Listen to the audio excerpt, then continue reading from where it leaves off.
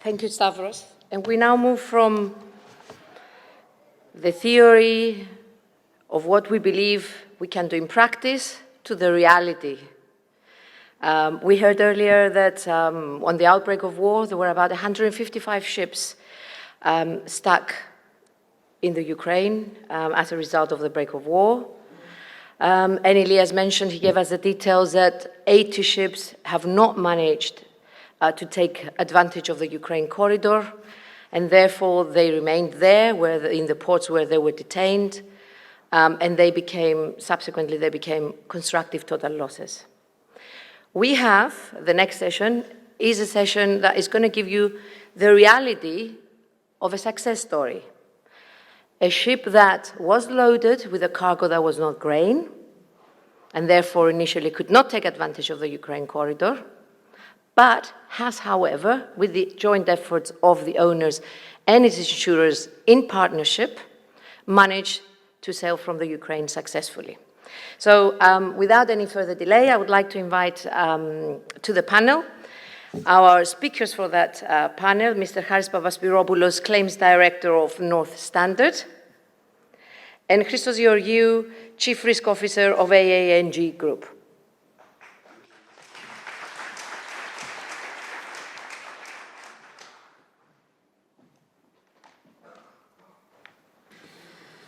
So, when the owners of our vessel entered into a voyage charter on the 16th of February in 2022 to load coils from Odessa, like the two ships that Kostas mentioned earlier, they were obviously oblivious of what was expecting them a week later. On the 22nd of February, the vessel arrived in Odessa and commenced loading on the 23rd. The war broke on the early morning hours of the 24th of February, and due to the intense military activity, loading operations were naturally suspended. On the 26th of February, and with the military activity continuing, the master, in his reasonable judgment, considered that the vessel, her 19-strong crew, and her cargo were exposed to war risks, as defined in the charter party, and their safety was obviously at serious and imminent risk. Ukraine was in the meantime declared as a high-risk area, and owners found themselves literally a sitting duck in a war zone. Now, Christos, I'm addressing it to you first because Stavros was earlier giving us the modules and the structure of how to evaluate risk.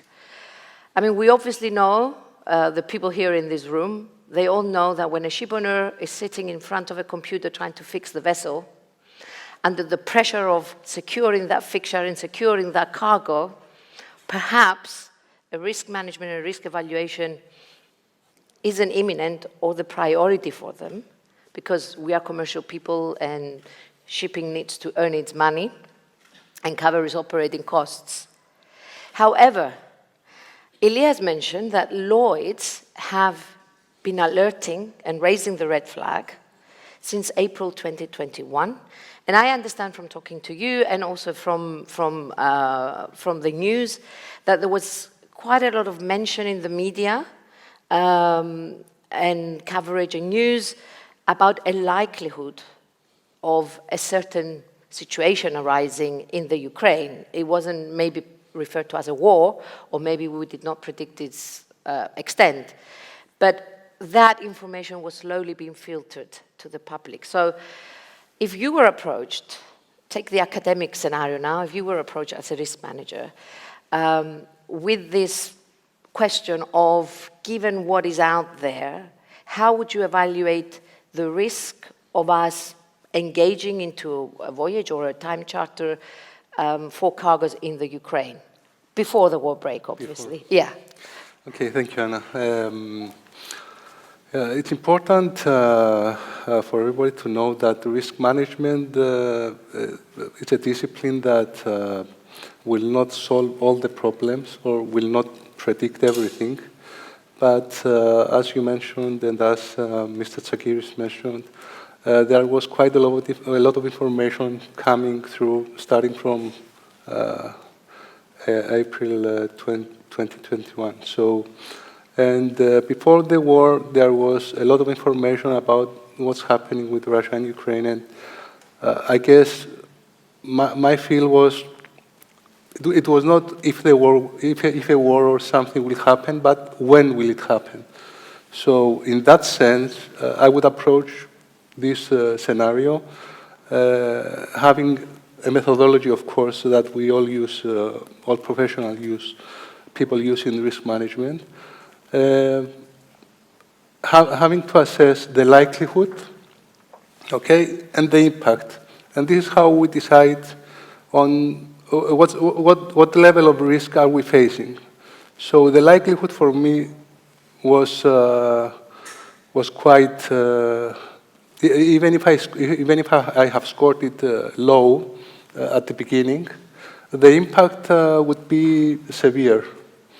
Okay, so even with the low likelihood, I would have started with some actions, whether that would be to insure the ship for cover for war, okay, the war risk, and as a practice we all follow in risk management, the risks are maybe on a daily basis, on a weekly, on a monthly basis, depending on what risk we face.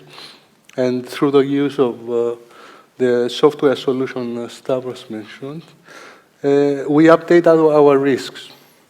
And depending on the criticality of the risk, update goes to the specific level of management or even the board of a company. So if you are talking about a critical risk, which I would myself rank the specific risk as critical, this decision whether the ship should go or not, I mean, maybe it should have been taken at a board level. It's not a decision for a low-level or management, low-level management staff to take, in my view. So it's important to have the correct risk management methodologies, the correct systems, all the necessary tools, so as to help management take the right decisions and protect the company's interests.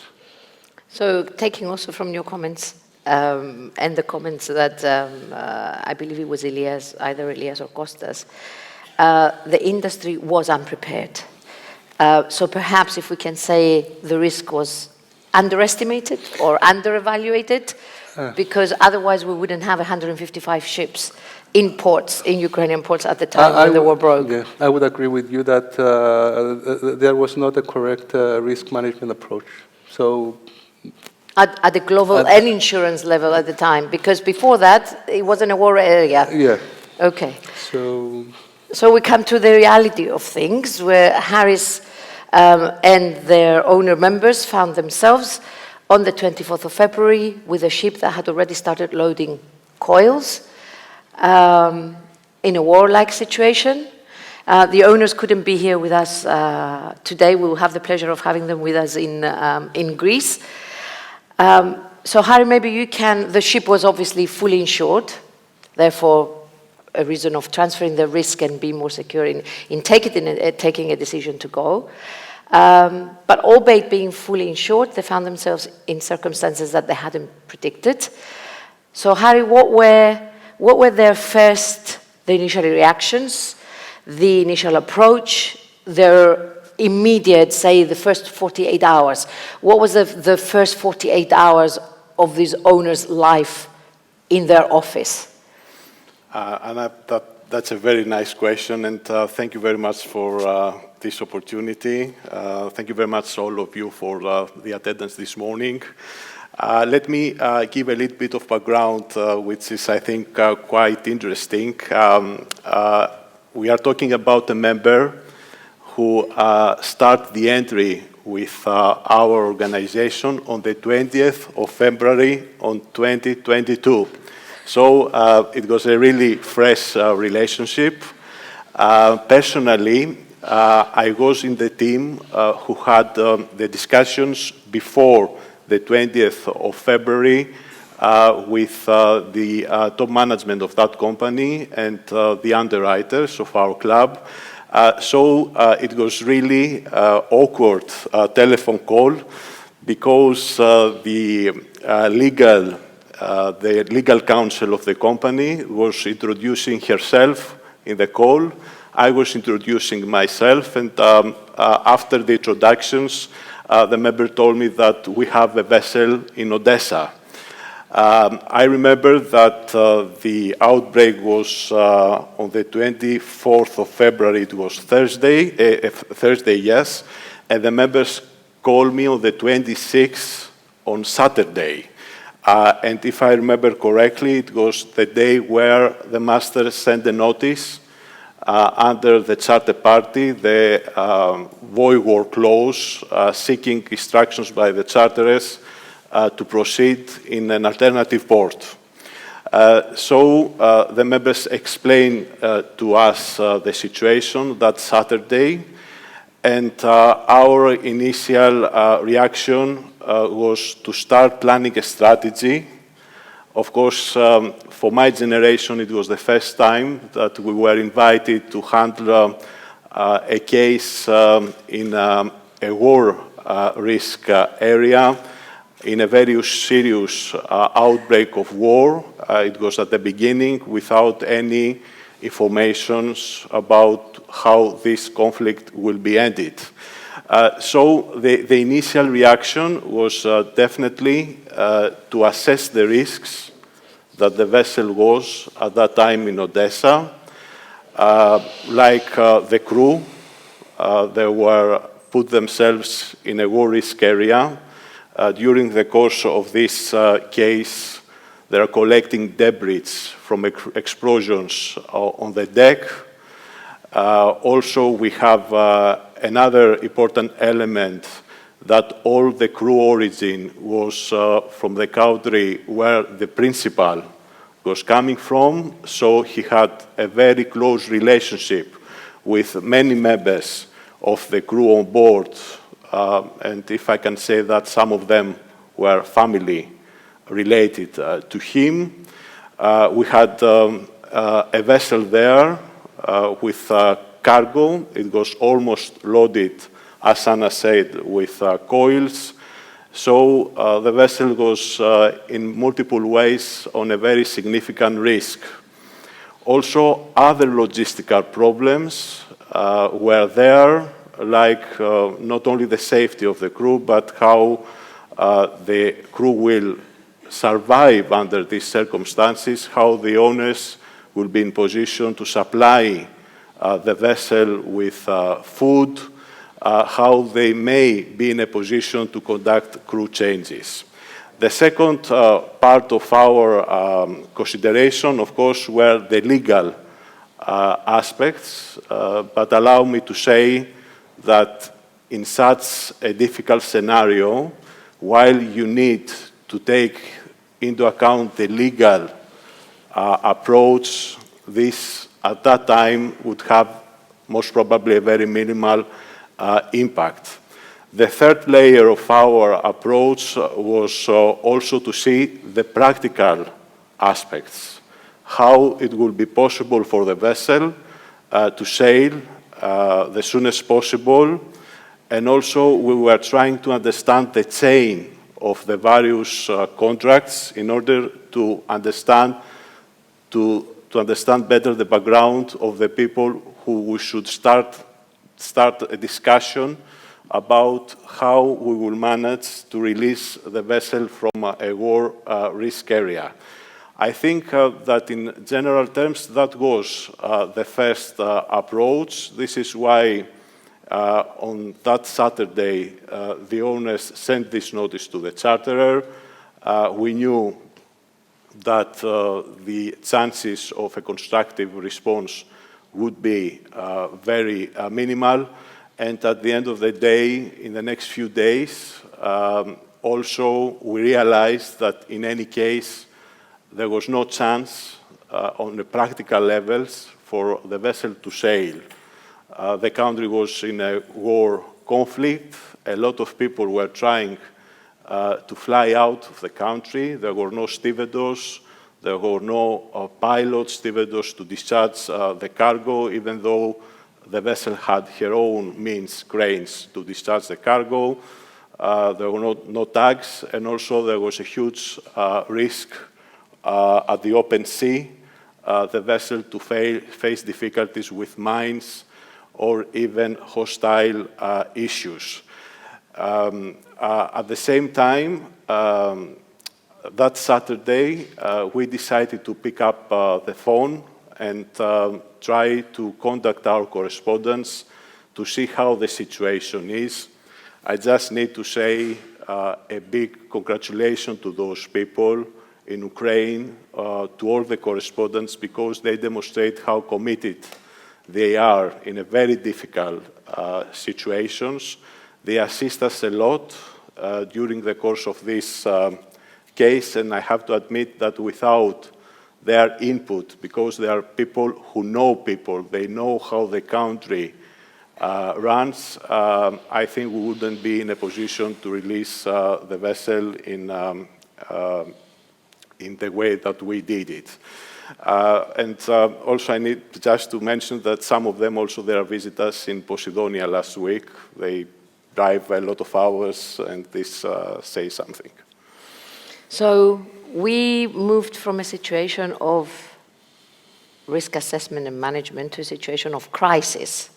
So we moved from the stage of trying to evaluate and prevent or be proactive as much as we could to a situation... Or accept. Or accept, Or accept the exactly. We found ourselves within 2 days to a situation of a crisis, a real crisis, with a lot of external factors determining the fate of the ship. And therefore, then the risk management approach changes, doesn't it? It becomes a risk management approach of a crisis, and you've heard what Harris has highlighted. So what's your view on that, Christos? As Harris, what Harris said was apparently, and looking at the end result, it was a very successful risk management approach. So, which ended up the ship sailing from Odessa port. Finally. Finally, at some point. So, and the actions that Harris was mentioning was risk management. You don't stop managing and acknowledging risks. So at the time the ship was a sitting duck, as you mentioned, at the Odessa port, then you had to assess what further risks you have. And Harris mentioned the legal risks. You have the security risks of the people on the ship.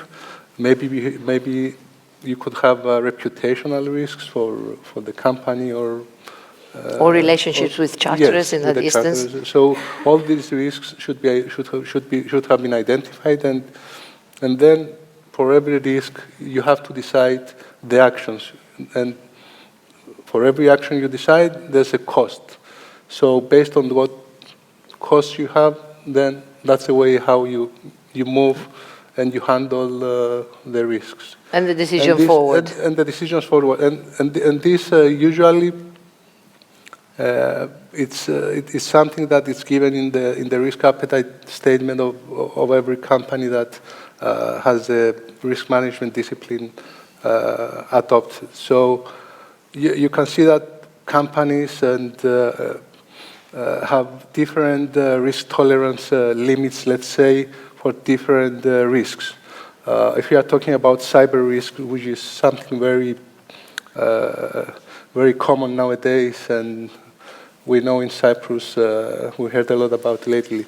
So for cyber risks in every company, I mean, my view is that that should be zero tolerance risk. So depending on what the board of, it's a board of directors guidance, so how to approach.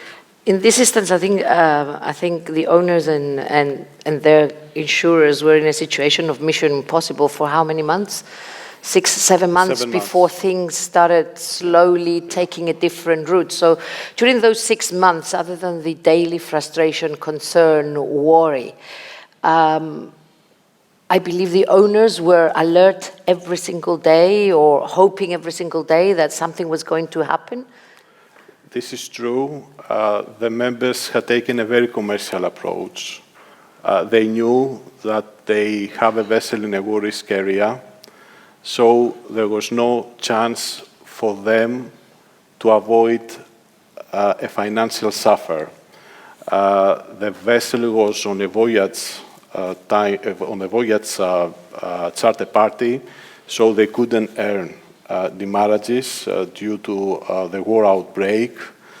And also, they had, as I said, really concerns about the crew. We shall not also forget that many owners had changed the crew on board the vessel during that period by setting most, I understand, Ukrainian crew at the absolute manning requirements. But the crew of that vessel decided to stay to support the ship owner despite the difficulties. And the members were trying to get information from the club, but also from the local people, how the situation goes, and also have for everything posted, keep charterers in the loop. It was really difficult at the beginning to contact the charterers and the shippers because everyone was trying to fly away from the country. So the communication was not easy, but there was a direct communication between the owners and the charterers. At some point, the local correspondent, after a few days, established a direct communication with the charterers, with the shippers as well. But, you know, because sometimes you speak with different people, we were receiving conflicted information. The shippers' approach was that we cannot discharge the cargo because the cargo has been sold to the receivers in Romania, so this is not anymore of our cargo. The charterers were saying that without the approval by the shippers, we cannot discharge the cargo. The terminal was saying to us that even if we could find some people to discharge the cargo, we need the shippers' approval because of custom issues, regulations, but at the end of the day, the terminal had been appointed by the shippers and they could follow only the shippers' orders. So it was basically, everything was in their hands, technically. Why do you think the shippers were not really responding or reacting to this? There's always an agenda, I'm sure. Yes. What we tried to do from the day one was to understand how all the companies are connected to each other. So there are a lot of companies around the globe who they can exercise some due diligence investigation in order to say to their clients that this is the shipper, this is the charterer, this is how they operate, some information which can assist you to understand what the options are. The shippers, obviously, they were very happy to use the vessel as a floating storage. Theoretically, the risk of the cargo when passes the ship's rails go to the owners. There is a legal question mark if this was the position under these circumstances, but as a general approach, we could say that indeed this liability had been passed to the carrier, the owners. The other issue that we managed to learn through the local resources was that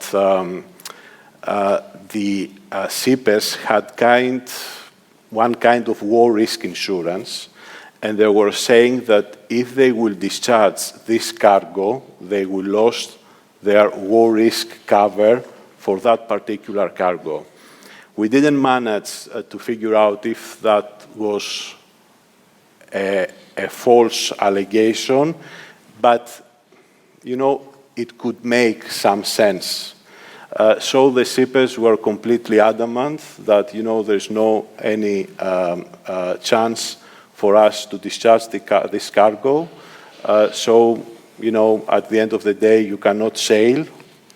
So we're gonna stay with the cargo on board, and the cargo has been sold. So it's not our hands that should touch this cargo. After investigation, we realized that the shippers and the receivers were affiliated companies. So that was a very important piece of information in our attempt later, when we had the chance with the crane corridor to persuade the shippers to discharge the cargo. So the corridor came as the first hope, the golden opportunity for ships to sail, but you still had the cargo on board. Yes. Yeah. So what changed after all these months that the shippers were refusing, or they were washing their hands in relation to the responsibility towards the cargo or liability towards the cargo? What has changed afterwards?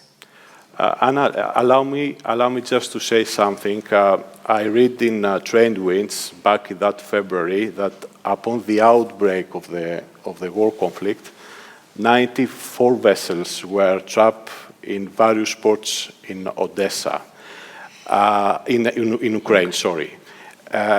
So when the crane initiative was agreed in August, the owners saw this as a great chance to get back their people, their property, their vessel. So what we did was, it was the first time that we appointed solicitors to give us a lead bit of the legal weapons that the owners could use in order to put some pressure to the charterers and to the receivers. So after almost 5 months, the owners proceed with appointment of solicitors and also of a counsel. And what we tried to do was to see if we can take some kind of legal action to put some further pressure to the shippers just to discharge the cargo. The owners didn't have other kind of requests like compensation, nothing. They took a very reasonable approach that, if we will not sail with the crane initiative, we're gonna lose our vessel. We did that. We got a legal advice. So what we did was we get some of these available actions that we could put some pressure to shippers and to the charterers. And so we, with the assistance of the solicitors sent an email to the charterers requesting with a specific deadline to discharge the cargo. And the threat was that because of the time frame, there was a specific time frame for the crane corridor, even though there were various extensions since then. But you didn't know that at the time? Yes. Yeah. I think the window was sometime in October. So what we say to the charters and to the shippers is that, unless you will not discharge the cargo, we will go to the High Court in London to get an injunction where you will be enforced to discharge the cargo because it's a very urgent scenario and the vessel needs to sail. The charterers responded by saying that we need to discuss it a little bit, we need some time. Also, we established a direct communication with the charterers club. It was an IG club. So we put them on the exchanges, trying to explain the situation and trying to say to them that this is a dead end. There is no any chance for this cargo to be delivered to the receivers. At the end of the day, you are the same company, so please give some assistance here and let the vessel discharge the cargo and sail. I think that at the end of the day, the shippers saw that there was no any other alternative. Also, it was really good because we are talking about a huge organization. So they were afraid that if they would not react to the owner's request to discharge the cargo, then the legal liabilities in their field, and there was a risk of, at the end of the day, they could pay some damages for not doing anything to the owners. So this is the way that we managed to persuade the shippers and the charterers to discharge the cargo. And of course, the key point on this was that each party bear their cost and expenses, and it was a job hand approach from all the involved parties to release the vessel from after such a long time. I mean, you just raised a question now as we were speaking. Would you have been able to enforce legally where the ship was in the Ukraine a decision in London under English law? Would you have been able to enforce it? We had for them to say, you know, I've got a decision, therefore you're obliged to discharge. Would they have been able, or would they be able to rely on the circumstances? What the outbreak of the COVID gave us is the technology. So we had a chance in quite few occasions to have Teams call with the local lawyers. Sometimes it's much better and give us a great comfort for us, the member, to see the people that we have appointed, that they are serious people, they know what they are doing. So I had organized quite few of these calls with the local lawyers and also with the participation of the owner solicitors. It was possible, yes. You can enforce an award from another court, from a foreign court in Ukraine, but this is a process which can take months. And also, we are not really sure how sympathetic the courts under a war risk conflict will be in a foreign interest, in a foreign company. So our intention was not to do that. It was just to throw a few things as a leverage to put some pressure to these people. But it was possible. So we didn't send anything that it was not possible from a legal point of view. So if I can just make a sort of like a conclusion of what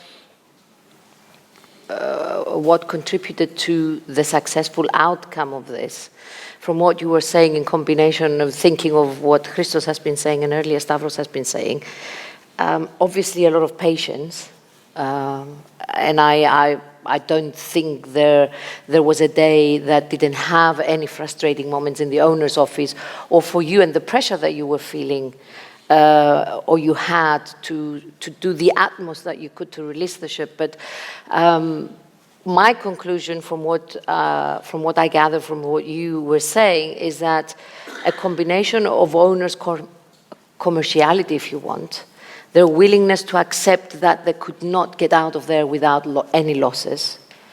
And from an earlier conversation we had, I believe this is where other owners got it wrong. They opted to go the legal way. Maybe you can elaborate a bit on that. Yeah, I think it was important because we pick up the phone. I think you need to be practical. We spoke with other clubs. We knew that other owners were facing the same difficulties. So we were trying to demonstrate to the members that this is the only practical way you need to follow. There is no reason to be aggressive to these people.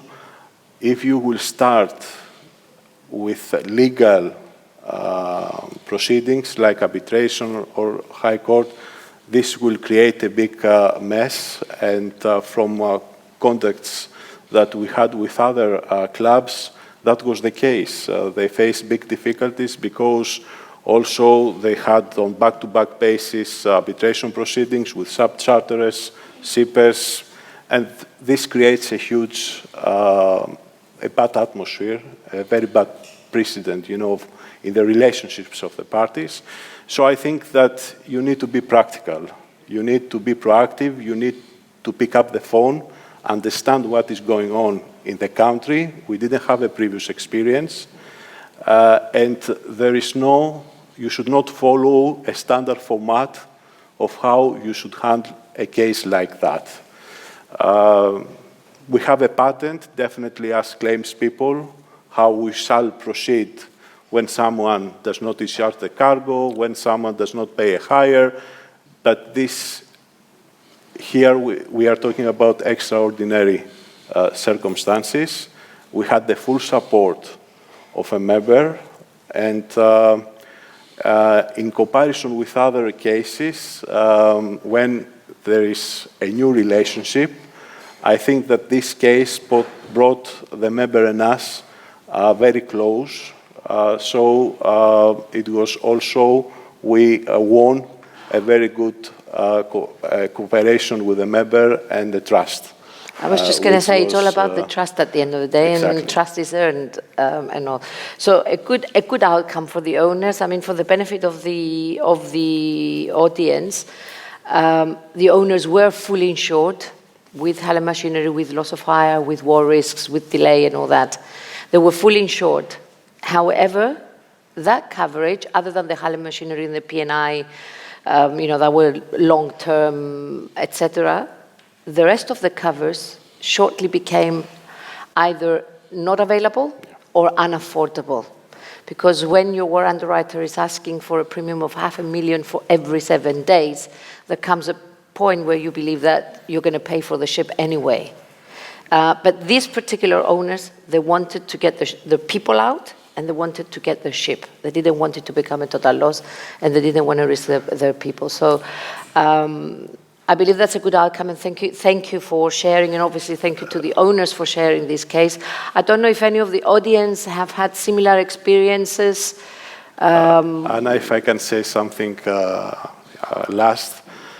the last time that the member, before this case, had fixed a vessel with that particular charter, there was a crisis in Crimea. So I suggest to member, never fix a vessel again.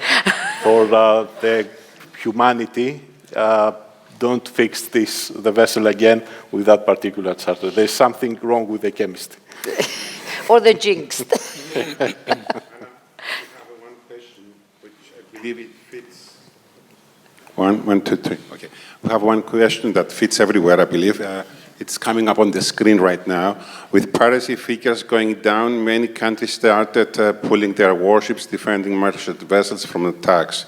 Will this result in a new increase in piracy? And are insurers and ship owners prepared for such a case? I think maybe we should discuss this at the next panel. Okay, good. Because it just came up if anybody has specific questions for relating to the case and or risk management and or anything to share similar. I know Kostas had 2 cases. I'm not sure who else may have had cases and how you have dealt with them.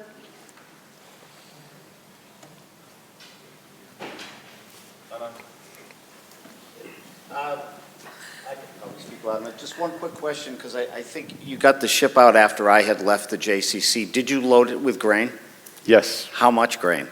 To be honest, I'm not aware of that information. But the vessel was chartered straight after with one of the very big charterers. She loaded grain and she discharged the grain in North Africa. From one usual statistic was that when the vessel sailed, there were still around 85 vessels trapped, and I think Mr. Chakiri said earlier that there are still 80 vessels. So I think it was a great opportunity for the members to sail, and they did that. They took the vessel back, and went well at the end, despite the delays. There was a delay. Well, considering that 80 ships are still there, I think you did quite well. Actually, Freddie was full load of cargo on that voyage. Properly. You will get the questions afterwards. And also, it was not possible to have coils in few of the holds and load grains. That was a no. Okay. If we don't have any more questions, I believe we need to move forward. We still have two very interesting panels to go through, or sessions. So, Harry and Christos, thank you very, very much Thank you very much. for sharing with us. Thank you.